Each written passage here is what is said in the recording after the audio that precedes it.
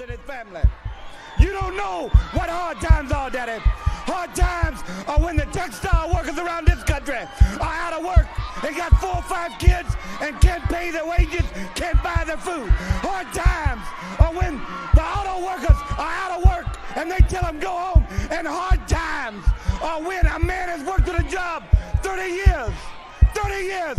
They give him a watch, kick him in the butt, and say, hey, a computer took your place, Daddy. That's hard time. That's hard time. But to be the man, you gotta beat the man. And I'm saying, woo, right here in Nashville, Tennessee, pal, I'm the man.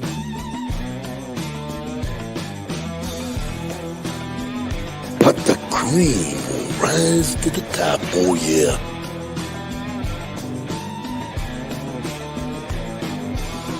Austin 316 says I just whipped your ass.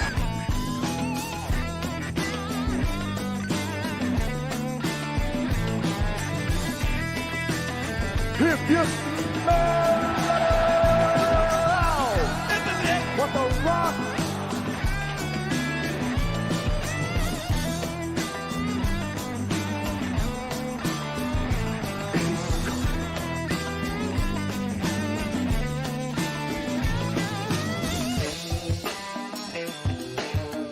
I am the game, JR.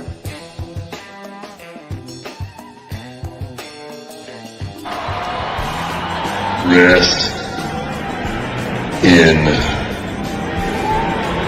peace.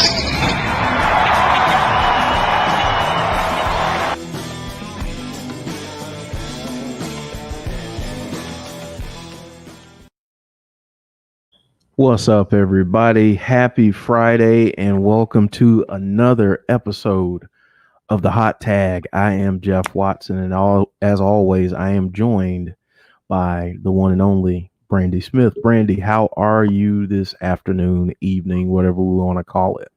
I'm wonderful, you guys. Life is good. Yes, it is. And, really excited about this episode today because we're talking about a couple really big time pioneers. So, Brandy, I know you wanted to say something before we really get into the episode, and I'll just kind of chime in as well. But I'll give you the floor here. Thank you. First of all, everybody, if you have not heard, it is Joe Michalichik's birthday. Happy birthday, Joe. Happy belated birthday also to Mike, if you're in the chat.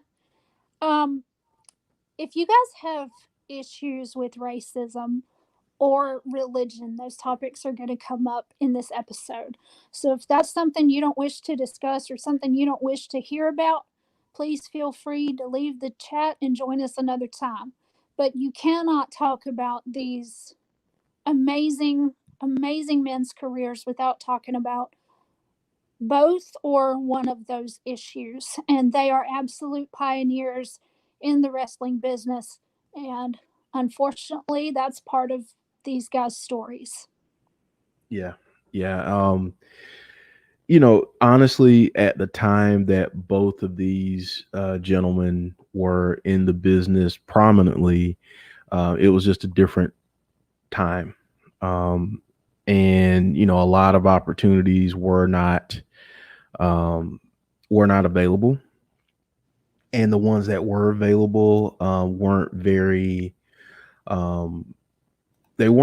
desirable. So yeah, I mean, you sometimes when it comes to history and when it comes to different things, we have to talk about, obviously we're going to talk about the good, but you also have to talk about the bad, because in a lot of cases, the bad times shape things and make them better or different for future people. So yeah, I'm really thankful that we're doing this, and I'm thankful that Brandy and Nels just said this too. I love Brandy being socially responsible there. Yeah, I think it's, And listen, Days fan, I'm not gonna go back and forth with you. Um, that's fine. If you don't like talking about those things or hearing about them, perfectly fine. We appreciate the and all of that good stuff. But hey, that's why we threw it out there. If you can't talk about these guys' careers without talking about the bad times. And Sonny, what we're talking about basically is we're going to talk about Slick and Teddy Long. But in order to talk about them, we have to really fully talk about everything in their career. So that means that there's going to be some good and there's going to be some bad as it relates to race and how they were treated back in the day. So that's essentially, what Brandy said, getting started out. But before we get into everything, just want to mention that Sunday, if you guys would like to join us, we have a watch along for Clash of Champions. We're going to be starting that at 5:45 on Sunday. So for the first part of that is going to be myself, Brandy, and Jody, and we'll do the like a little preview. Then we'll talk about the kickoff show, and that should be a lot of fun. And then we'll have a great time. On Sunday watching these matches. I would also be remiss if I didn't mention our sponsor. Our sponsor is Manscaped. So we're brought to you by Manscaped, and they're refining the gentleman. And our promo code is Insiders. So if you'd like to use that promo code, it is 20% off of your order. So like Joe always says, tame the jungle. Ladies, if you want your guy to have a tamed jungle, maybe you just need to drop him a hint and buy him some Manscaped products. So but before you do it, use the promo code Insiders for 20% off. And without further ado, we're going to first talk about one of the most stylish dudes of all time. I mean, my granddad used to have a saying that he was cleaner than the Board of Health. That's the one and only Slick. So, Brandy, tell us a little bit about Slick and his background. Let me say one more thing about Manscaped. Jeff, you said that, and I have tears. I have tears right now. I was laughing well, so hard. well, Nels makes a comment here. She says, "We want everyone bald by Sunday." So, and I want my baby to smell good. If you want your baby to smell good too, please visit Manscaped. yes. Also, and Johnny Bates says, "Tame thy jungle." Good to see you, Johnny. That's the 11th commandment, right? Yes. And also, you guys, if you did not check out our prediction show last night, it was awesome. So go back and listen to that if you have not already. I think Slick is a wonderful place to start because whether you guys know it or not, this man was the first African American manager in the WWE. He is a second generation, not exactly a wrestler, but I guess I should say entertainer, because you can't think of Slick without thinking entertainment. He has really worked with everybody, and Slick's kind of calling card is, he would wear a suit. And in one of the interviews, I listened to several interviews and looked up a lot of information and went down a lot of rabbit holes for this episode. But one of the things he said, and I have to say, if you guys have not heard Sean Mooney's interview with Slick, please look it up. It was fantastic. It brought me to tears. But one of the things Slick said is, well, back then, if you're an African American man in the wrestling business in a suit, you're a pimp or you're a driver. And I thought that was really poignant. But at first, Slick is a heel. he's a heel manager. He's most famously known for managing, I believe, Akeem, the African Dream, who was formerly One Man Gang. They're still friends to this day. And the Big Boss Man. And Slick is actually the one who first introduced the Big Boss Man on the Brother Love show. And there's a lot of stuff out there that says that they didn't get along, or and Slick has corrected that and saying we got along fine when it came to business. We just didn't hang out outside of business. He managed the Bolsheviks. He managed Nikolai Volkov. He managed, as I said, Akeem, the African Dream, and the Big Boss Man. When he was One Man Gang, also, he also managed the Warlord, and he leaves WWE in 1993 because they essentially didn't have anything for him at the time. And he mentions in a lot of his interviews that it was so much a part of the culture at the time, especially in the back, to hear the N-word. And I don't even want to call it the N-word. I don't want to give it that much. I don't know. But it was not uncommon to hear that. And Teddy Long has said the same thing. And, if you weren't a white male baby face, then you didn't get as much TV time or as much money, unfortunately. And Slick, he manages some great people. He credits Bobby Heenan, really, with allowing him to get to do as much as he did.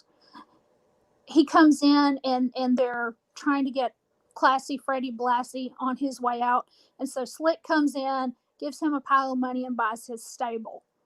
And so, there were a lot of managers back then in the WWE. So there's, you buy other people's stars, you sell people your stars in these different factions. And so that's how a lot of things happened. In Slick's real life, he is a pastor. And after learning so much about his story and listening to his interviews, Mr. Slick, if I ever had the opportunity to go to your church, I'd be the first one in the pew. That's all I'm saying. Because a sermon by Slick is one I don't want to miss. Not at all. Not at all. I mean, you think about the guy doing a promo. I mean, my goodness, goodness. I mean, doing a sermon, yeah, count me in. Yeah. But I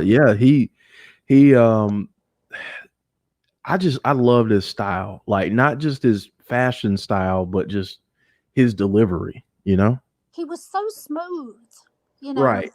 He was just so smooth. Maybe that's why he has the name Slick, but and he had injuries. A lot of times when we think about managers or valets, we think that they don't get injured, but Slick was power bombed by the British Bulldog. He's also been thrown out of the ring over the top by Hulk Hogan. And so these guys have some major injuries. He said both times he came up coughing up blood. So, these guys were really put through the ringer. And unfortunately, more so, I think if you're a minority, they maybe had to go through more stuff.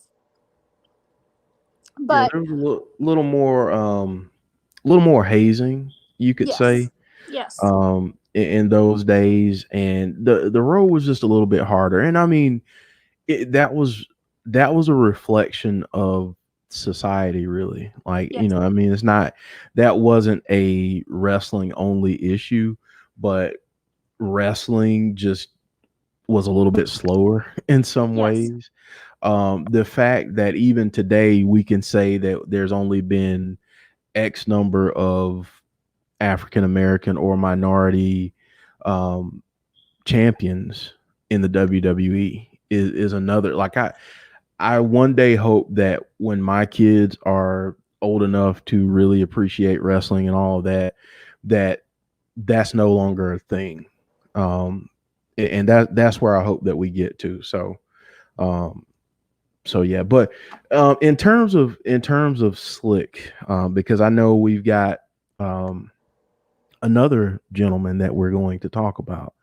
But what would you say is Slick's legacy, and how do you think he impacted the business? Like, what do you think his lane is in terms of impacting the business?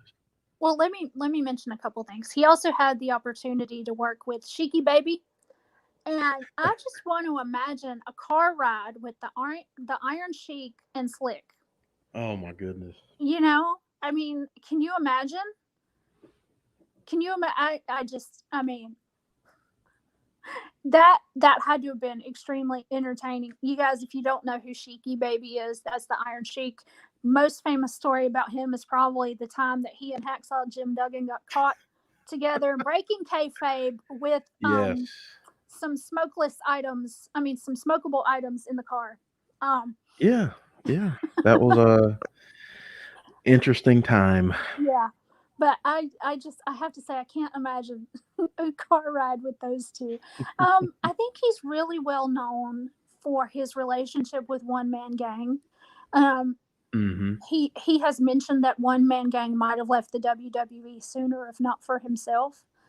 And also, you know, that he was a preacher in real life. He obtained his education to become a pastor, and that for a while Vince allowed him to come on WWF television and make speeches that were inspirational.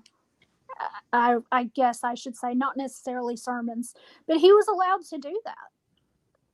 And I think that speaks to the respect that he earned and that he deserved in this business. Also, I think he's going to be remembered for, he mentions in some of the interviews I listened to that he brought several wrestlers to Christ.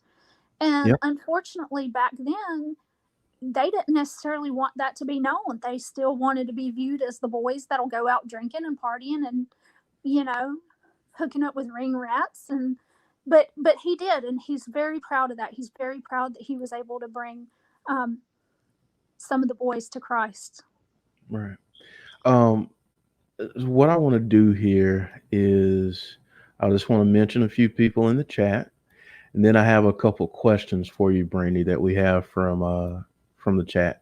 So we've got James Chadwick, Nels, Dave in real life, Mike Lister.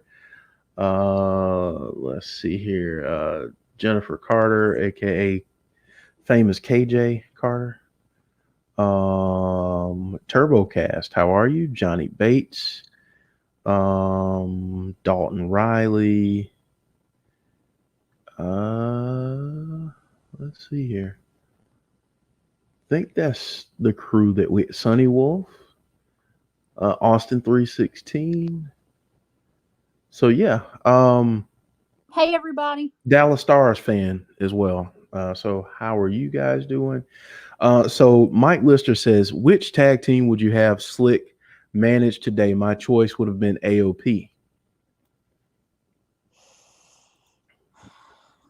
Today. I would love to see him with Rikishi. Who? Not Rikishi. Doggone it, Jeff. What's the dude's name that's similar to Rikishi? Right now. You got similar to Rikishi? Yeah, whenever I hear his name, I think of Rikishi, and I don't know why it just slipped my mind. Anyway, WWE or yeah, WWE. Maybe some of you guys will know who I'm talking about. There's rumors that he's leaving WWE next year, but are you talking about Roman? No, not Roman. I'm sorry, you guys. I just had a complete brain mishap. That's okay. Mike Lister says Umaga. Nell says she is picturing him with Sasha. James Chadwick says Ricochet. Yeah. Ricochet. That's who I'm trying to say. Thank you. Ricochet. See, I would have never gotten that because when you said he's similar to Rikishi, I'm thinking like big guy. Dude, Um, I don't know what either one of them looks like. Come on now. no, I'm just thinking like I mean, obviously Rikishi's I mean, I'm sure you've heard that Rikishi Yeah, give yeah. people the buns there. Yeah, the So stink face. yeah, the Yeah. stink face. Think about him with Ricochet. Think about him with Naomi. Think about him, Ooh, can you yeah. imagine if he had been with the New Day this whole time? Oh my It goodness. would be way Like more than the whole preaching vibe that they gave off. absolutely. I mean, yeah, that would be amazing. Johnny Absolutely. Bates, Johnny Bates, the Kimberly Mark that he is. Obviously, I'm joking, Johnny. Um, but he says Kimber the Goat Lee in Slick. So, Mike Lister said he was also thinking of Bronson Reed. James Chadwick says Keith Lee. That would be Yeah. nice. Yeah. Those two would be nice together. I'd love to see that. I would honestly, okay, here. I'd love to see him with the Hurt Business. Yes. And him Just, with I our mean, I truth know, too. yeah, or our truth. Like I know Yeah. MVP doesn't need anyone speaking for him, No. but my goodness, him with the Hurt Business would just Absolutely. be insane. I mean, it would just be insane. I mean, I can just hear him right now. It's the Hurt Business, baby. That's right. It's the Hurt Business, baby. There you go. That's one. Yeah. I mean, absolutely. Dave in real life says the Usos. That would be good too. Yeah. That would be really good. Yeah. I like that. I like that. Nell says he would be great with Ricky Starks over in AEW. Yeah, that's a good call too. Yeah. He really would be. Mike Lister says good shout, Jeff. Him managing Bobby Lashley. Yeah. Dallas Stars fan says Roman Reigns. So, yeah, keep those going in the chat because we want to hear who you're thinking in terms of who he'd be great paired with. So Brandy, you want to move on to someone else? Yeah, let me just mention too that he's been pretty much out of the business and really concentrating on his preaching, but he has made appearances at some Legends events. The 1,000 Raw, the throwback Smackdown. I can't remember what they called it, but the throwback Smackdown that they did. So he's still come up, and you guys, look on YouTube, search Slick. Look on the WWE network and search Slick. You don't see managers like this now. And you may not see managers like him or the gentleman we're about to speak about again. That's very true. And with that, all right, players, I'm going to introduce the next person. And it's none other than Teddy Long. And if you don't like it, then I got a match with the Undertaker. It's a one-on-one match, and it's gonna be a casket match, player. All right, holla holla. All right, Brandy, Holla holla, player. Let me stop. So obviously Teddy Long, a true pioneer. Absolutely. But before he ended up as one of the greatest managers of all time, he did something else in wrestling. So if you could just go into his backstory a little bit. Okay, Teddy started out kind of putting up the ring. Then he ends up in a referee role. And he said that Dusty Rhodes was responsible for giving him his first gig. And so he's in the Jim Crockett days. He's, in the early WCW days. But I want to go back a little bit before that because he was born in the late 40s. So he's growing up in a time where, Jim Crow laws are still in effect. He gets to see the civil rights movement firsthand. And then he also grows up loving wrestling. But another thing he gets to do is he's a DJ. in the 1960s. And a lot of us are not old enough to remember that radio was even segregated back then. And so he got to DJ, some iconic music back in the day, some Otis Redding, one of my personal favorites, Yes. Aretha Franklin, The Temptations, and he was a friend of James Brown, another Georgia native, everybody. God rest his soul. But he actually got to do some work with James Brown. And, he maintained some of these connections throughout his life. He remembers actually running into James Brown not long before he died. And James Brown still remembered him. And a cool story. And a really cool piece of his background that a lot of people are not going to know, but also lays the foundation for the great manager and just legend that he turned into. So he begins wrestling, in the Jim Crockett days. He starts building the ring, and he said people would help him, put up the ring or whatever, but when the matches are over, it's all him. So, Jeff, I'm sure you might remember some of that from your days in the ring. And so he becomes a referee, and he gets to be a heel referee. And so, what? I know what story you're going to tell, and I love it. I love this story. The Chi-Town Rumble? Yeah. Yeah, he's a heel referee at the Chi-Town Rumble. And he completely messes up this match where it's Ricky the Dragon Steamboat. And the NWA supposedly gets so mad at him that they fire him as a referee because of this match at the Chi-Town Rumble.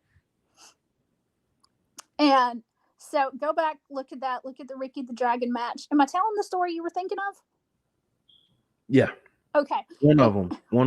Okay, what's There the are other two. one? The other one is when I think this might have been his very first match that he refereed. They had an issue, and I forget. I want to say it was in NWA or Crockett Promotions, but they ended up needing a referee because the other one didn't show up. Yes. And hey, Monica King, how are you?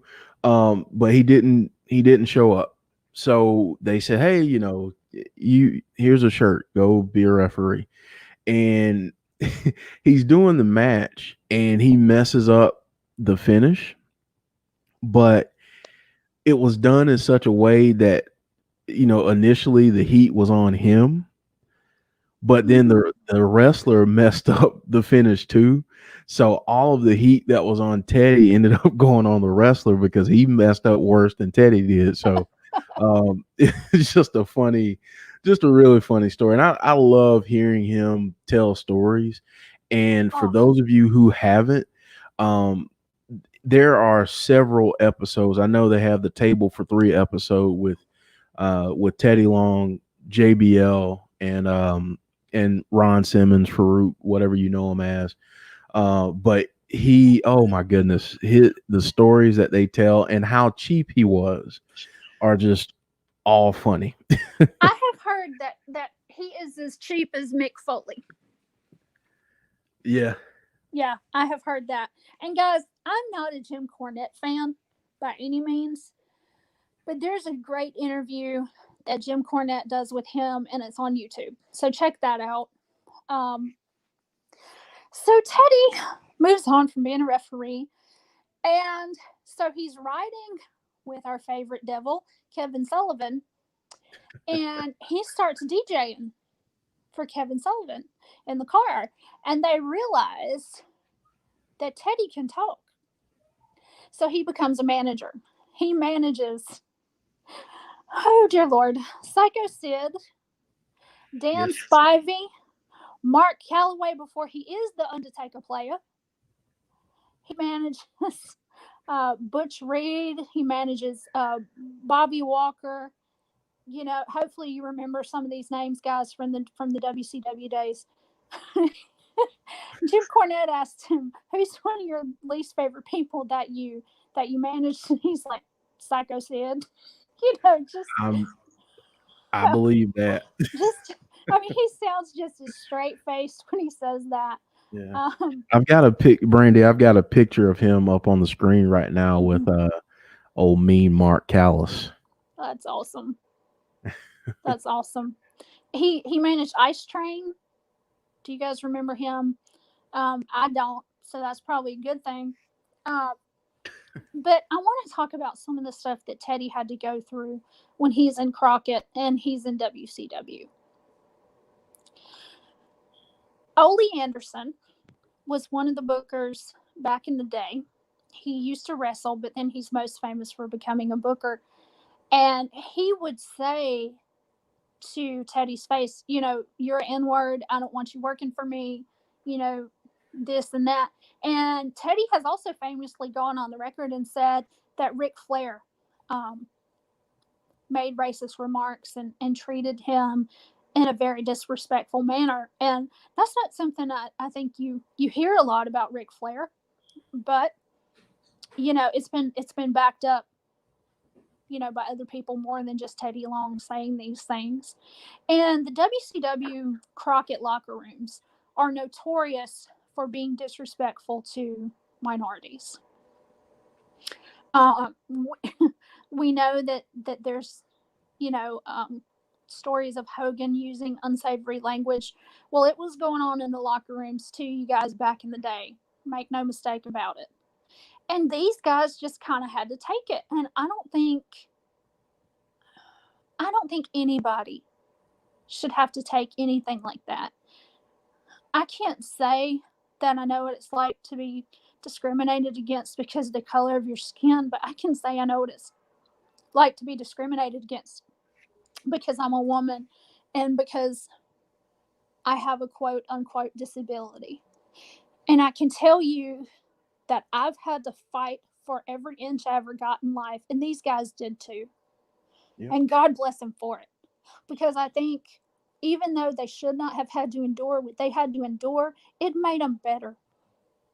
It made them better performers. It made them a higher class of performer.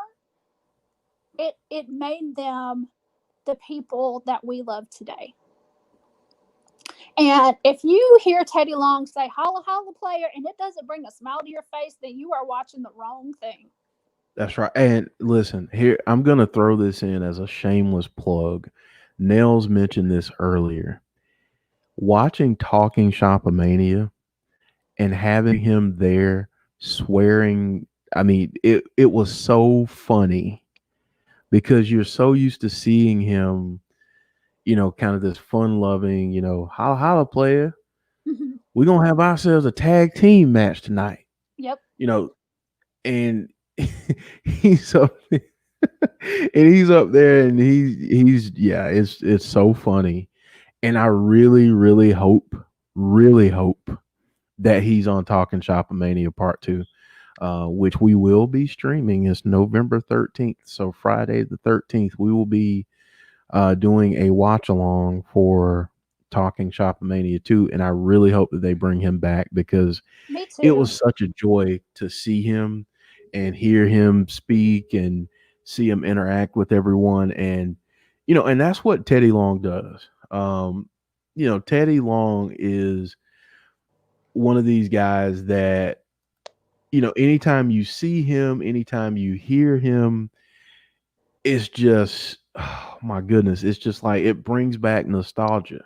Absolutely. And you know exactly who it is once you hear that voice. Absolutely. I mean, his voice is distinct. I mean, you know who it is, and you just have fun. I want to mention a couple other things in WCW before we move on to his WWE days. He managed to be one of the most underrated tag teams, if you guys remember Doom. Oh, yes.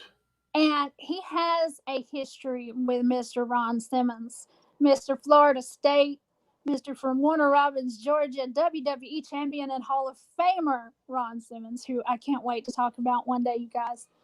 He managed them. And he said that they were so much fun to manage and he enjoyed it so much and he enjoyed his relationship with Ron Simmons, and these were the first African American individuals in Crockett in WCW to hold championships, and he's talking about the tag team championships. And eventually Ron Simmons would later become the first African American WCW champion, but he said working with those guys was just so much fun.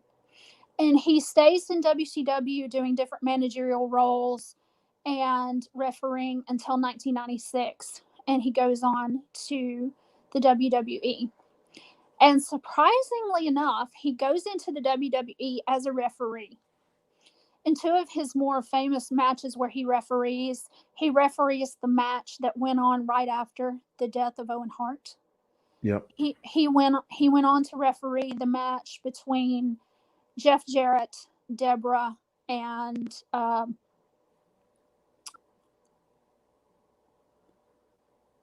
gosh, what was that guy's name? The porn star guy. And the porn star guy. Yeah, the porn star guy. Val Venus. That's it.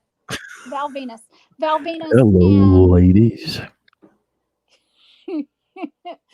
Hello, ladies. The Valboski.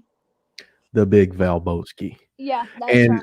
Listen, Joe is here, so happy birthday, Joe. Obviously it's his birthday today, and he just I thought it was you Vince know who he McMahon's said? birthday. You know who he said? Who? Ron Jeremy. An actual porn star. No, I'm talking about the wrestling porn star, not the actual porn star, Joe. Not the actual guy, Joe. No, right? My goodness. I mean, I've never. Well, I'm gonna stop because I was about to make a really bad joke about the match that Ron Jeremy was in, but nobody wants to hear about that. So, yeah, we don't want to watch any Ron Jeremy matches because they all end the same way. But anyway, yeah. Another really famous match that he was a part of was the unfortunate match where D'Lo Brown is in the ring with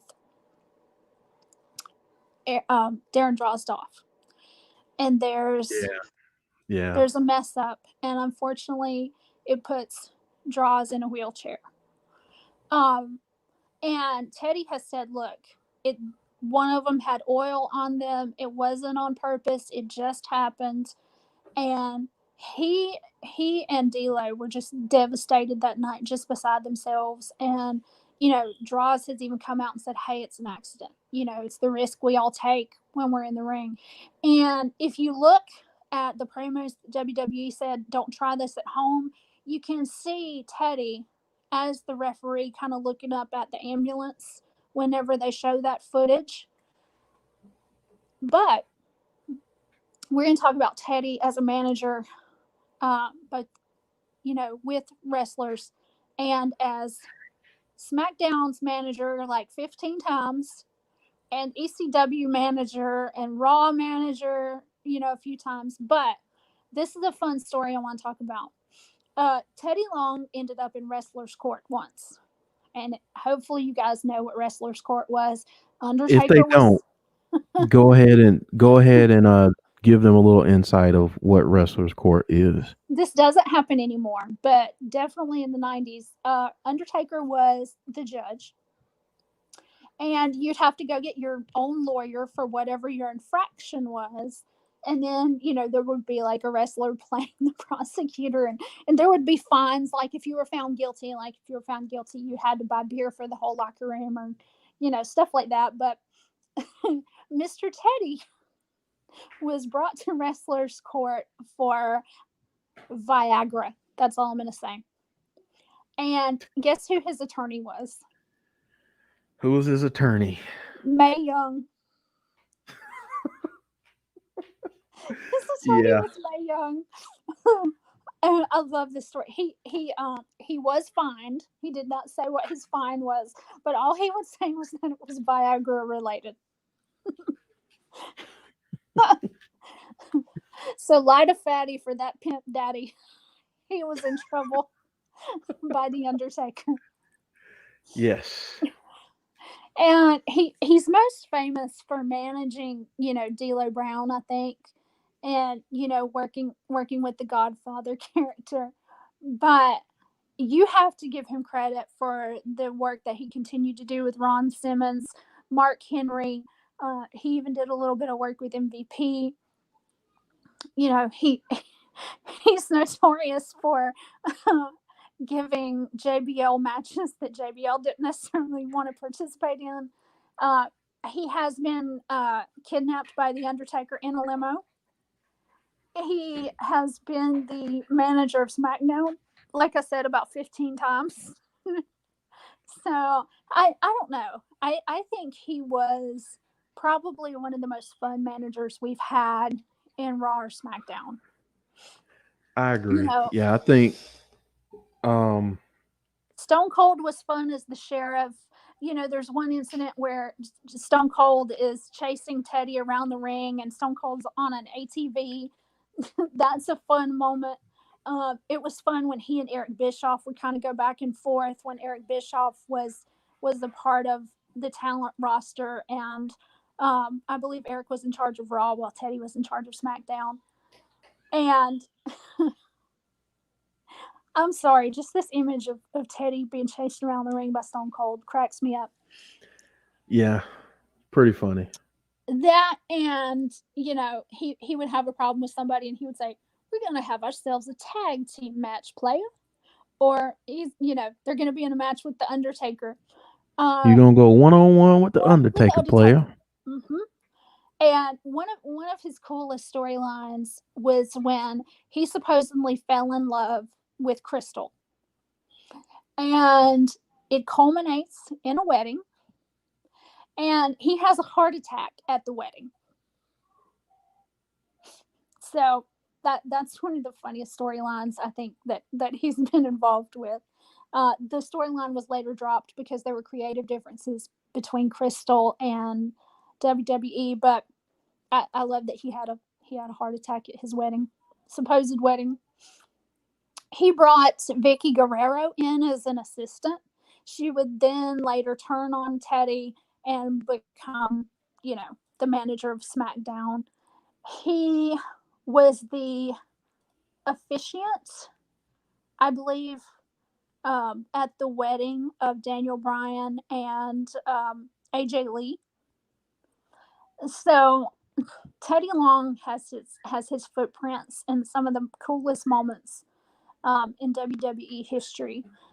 Unfortunately, he was relieved of his duties in 2014, and he was inducted into the WWE Hall of Fame in 2017 by the APA. I think those guys were the appropriate ones to induct him. I was, however, disappointed that Slick did not go in before Teddy. Right. And Slick has not gone into the Hall of Fame. He was a part of the lawsuit against WWE about concealing the dangers of what they were getting involved with CTE and that kind of thing. And Slick feels like Vince hasn't forgiven him yet, but there's always hope. Yeah, they need to. He needs to be in the Hall of Fame like yesterday. Absolutely. Because, I mean, what he did for the business, I mean, yeah, it was different, but he just gave such a different style to the WWE. So he paved the way for Teddy in some respects as well. Yes. Exactly. I mean, there would be, honestly, I don't think there'd be a Teddy Long without Slick. Honestly, I mean, if you really want to, think about this, I don't think a group like the New Day exists without Slick. Maybe they're a faction, but not in the way that they're currently put together. I mean, you've got the power of positivity thing. You've got their kind of sermon type things that they do, especially with Big E. So they come out and you think you're about to go to church, baby. Right. Exactly. So, yeah, I mean, these guys paved the way. I'm sure that if you ask Ron Simmons and he asks, who were some of the most influential people, that came before you, he has to say Slick and he has to say Teddy Long. I don't know how they couldn't not be, on anybody's list. Right. James Chapman says, I would have loved to see Teddy Long managing Harlem Heat. Yes, or Slick I feel like with that was Harlem such a Heat. missed opportunity. Absolutely. Sherry did wonders for them. I feel like Teddy could have done wonders for them as well. And I'm sorry, I'm remiss in saying that Teddy also managed Jazz, Yes. and she is still fantastic. Yes, So she is. she's still Jesse absolutely Callan has fantastic. joined us. So hello, Jesse, and Hayden Hello, Garrett. Jesse. So Brandy, you want to take some questions as we wrap up here about Teddy Long Yes. or Slick? Yes. Okay, so guys, let's open it up to you. If you have questions or if you have comments about Teddy Long or Slick, please make them so we can shout you out. And just a reminder again that Sunday we will be streaming and doing a watch along of Clash of Champions, and it should be really, really good. I have some high hopes about it. Johnny Bates says, I'd love to see Teddy manage, well, Kimber the Goat Lee. Because yeah. Nell says, was he in a storyline? Was he storyline going to marry Oksana? I believe they were in a relationship. I don't know if they were going to get married. Okay. Yes, so there was a relationship there. I'm not sure if they were going to get married. Mike Lister asked, what was your favorite Teddy Long moment? I'm assuming. Yeah. Anytime he said light a fatty for this pimp daddy, because I'm going to be honest, in my younger days, I was still very naive. And I would ask somebody, what's a fatty? And Jeff and I were laughing about this before the show, and they would say a cigar. And Yeah. a funny thing about this too is Vince McMahon didn't know what it meant. He asked Bruce or somebody, what's he talking about? And they had to explain it to Vince. So I don't feel quite so dumb. Johnny Bates using the hashtag Ask Brandy says, have you been learning about the GOAT of wrestling, Kimberly? I need to go down that rabbit hole. I have to say, I know what a goat is, but I'll do more research, I promise. Okay. I don't want to let you guys down. Nels asked, can Brandy think of any of Teddy's mix-ups or botches that made her laugh? Like he always got numbers mixed up. One-time champion. Yes. I think my favorite is, like I said earlier, Stone Cold chasing them around the ring with an ATV, or any of the arguments he got into with Eric Bischoff. Oh gosh, when they let Kurt Angle go as general manager, and then they bring in Teddy Long, I loved that. And then of course later on, Kurt Angle is again returning as general manager. So I love some of those things. Yeah. And anything he ever did with Ron Simmons, I'm going to love. JBL included or not, So. Yeah. Mike Lister asked, what is your favorite Teddy Long moment as Smackdown GM? Oh, gosh. That's really hard. That is a tough question. That is really hard. I think that anything he did with Vicky Guerrero went really well. I like a lot of that stuff. Putting people in matches, I loved that. Especially if he got in trouble for it later. Yeah. And there's this moment where Stephanie McMahon brings him out. I believe this is when he's back for a special appearance, just a one-off. He's not with the company full time anymore. And Stephanie says, "Holla, holla, playa," and brings out Teddy Long. And I just cracked up. Nell and Eric Buchanan says, "I have arrived." So, hello. Nell says, "Does Brandy remember JBL and Ron inducting him Yes. into the Hall of Fame and making cheap jokes?" Yes, it was absolutely fantastic. You guys, if you have not seen this Hall of Fame induction, please go back, look it up. It's 2017. It was absolutely hilarious.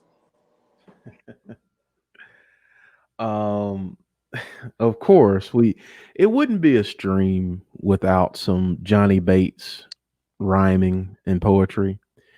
So we've got this with the hashtag Ask Rhyme Brandy Time, and time spelled THYME. Hello all. Very nice to meet. But I've got very nice to meet you. But I've got a question. Does pineapple belong on pizza? No, No? no, not at all. Not even just straight up no. That's a straight up no, brother. Okay. Put it Okay. in my drink. Don't put it on my pizza. Put it in your drink, not on your pizza. Yep. Got you. Yep. Got you. Hayden Garrett says Teddy Long is my favorite SmackDown GM of all time. When he made his entrance to the ring, he danced. It makes me very happy.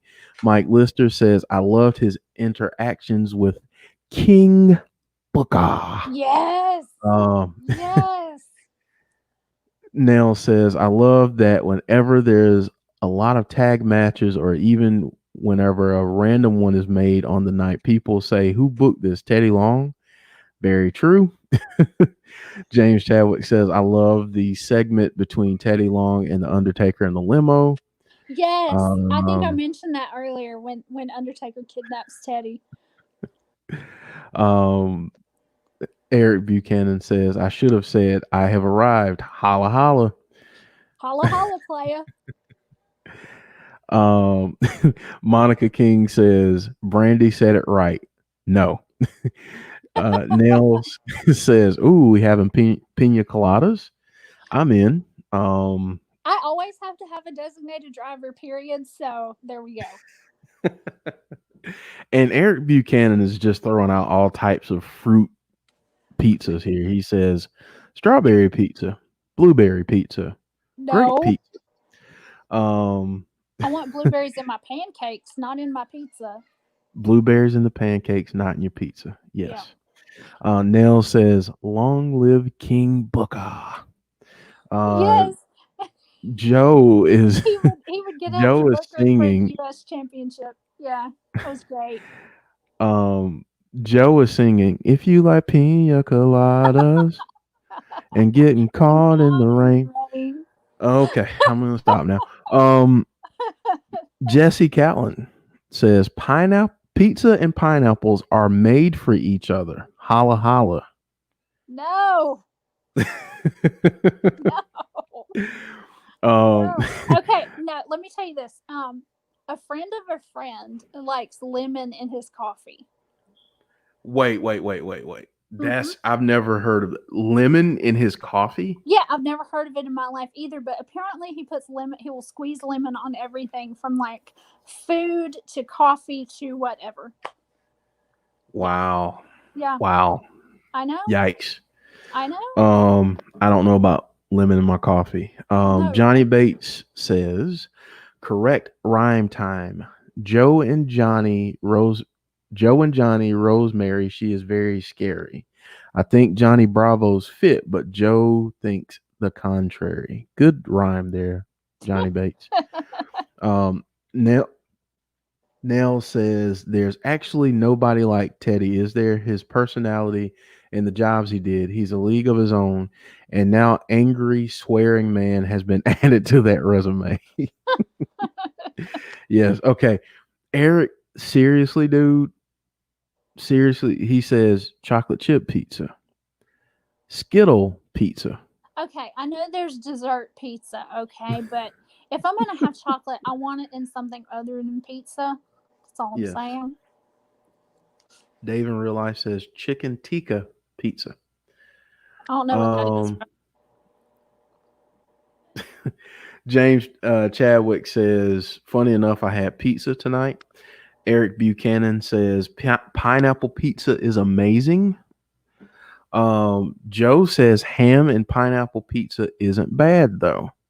Okay, wait a minute, guys. Okay, here's a southern thing. Have y'all ever had a pineapple sandwich? Listen, I'm from the South and I've never had a pineapple sandwich. You've never had a pineapple sandwich? Okay, you guys. It's you take 2 pieces of bread and you put mayonnaise on the bread and then you just slap some pineapple in the middle. That's No. some good eats. No. Good eats. I've had a tomato sandwich. Yep. I've even had a banana sandwich. I've had I like the pineapple better than the banana sandwich. How do we always get on these tangents, you guys? About food? I know we take these, we talk about these amazing people, and then we're like, oh, by the way, did you have this before? Yeah.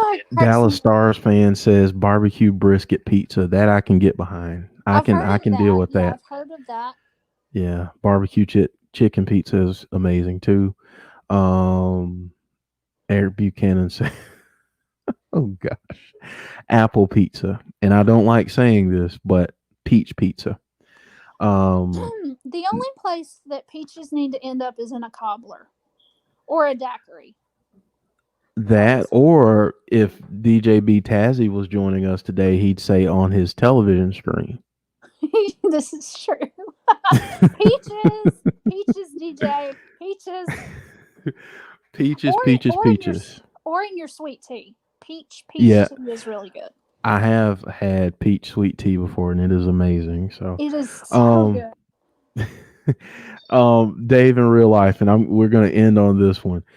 Dave in real life says, "Sorry, Brandy, I love you, but no, just no pineapple sandwich. I'm out." LOL. Look, that my favorite pizza is any like pizza with the white sauce. That's my favorite. Oh yeah, I love that too. Give me some.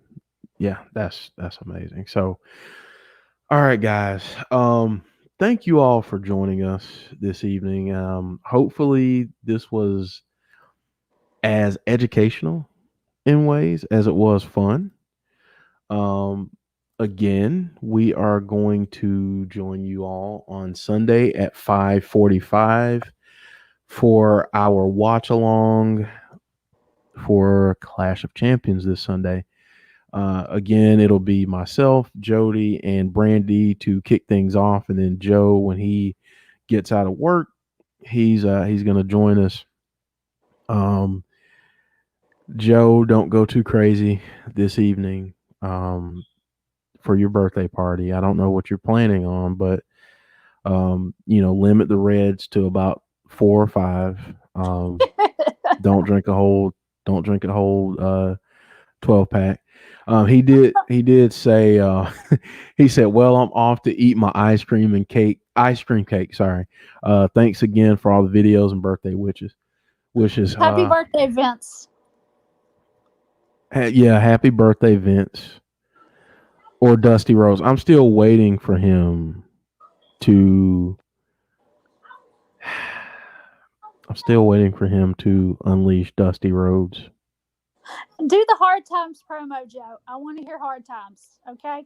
Well, people are going to hear that on our way out, because I'm going to play the extended clip of the intro and outro again. So, but yeah, join us Sunday 5:45. Should be a lot of fun.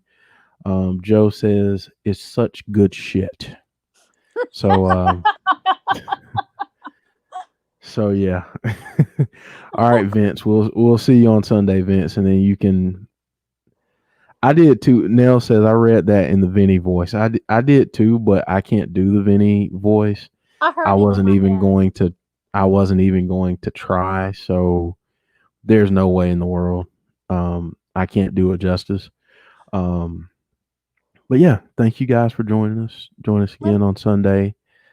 Brandy, got anything to say before we head out? I got one more thing, you guys. I want October to be so much fun for us. I've thought about, doing a show on some of the scariest gimmicks. I've thought about the first Halloween Havoc. I've thought about the electrocution match, that kind of stuff.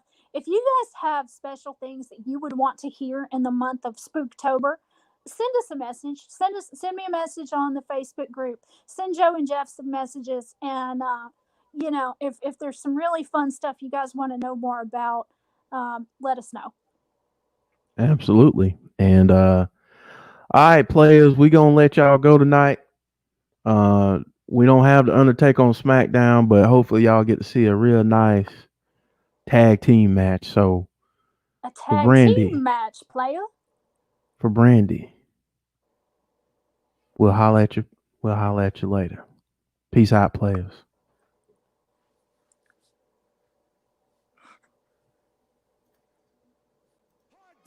On Dusty Rhodes and his family. You don't know what hard times are, Daddy. Hard times are when the textile workers around this country are out of work and got 4 or 5 kids and can't pay their wages, can't buy their food. Hard times are when the auto workers are out of work and they tell them go home. And hard times are when a man has worked at a job 30 years. 30 years. They give him a watch, kick him in the butt, and say, hey, a computer took your place, Daddy. That's hard time. That's hard time. But to be the man, you gotta beat the man. And I'm saying, woo, right here in Nashville, Tennessee, pal, I'm the man.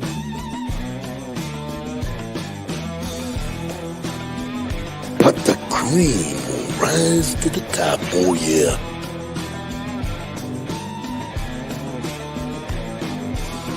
Austin 316 says I just whipped your ass.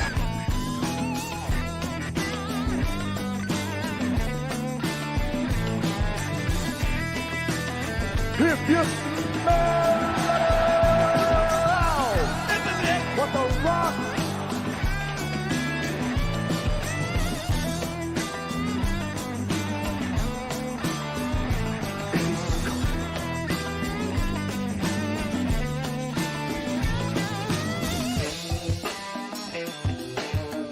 I am the game, JR.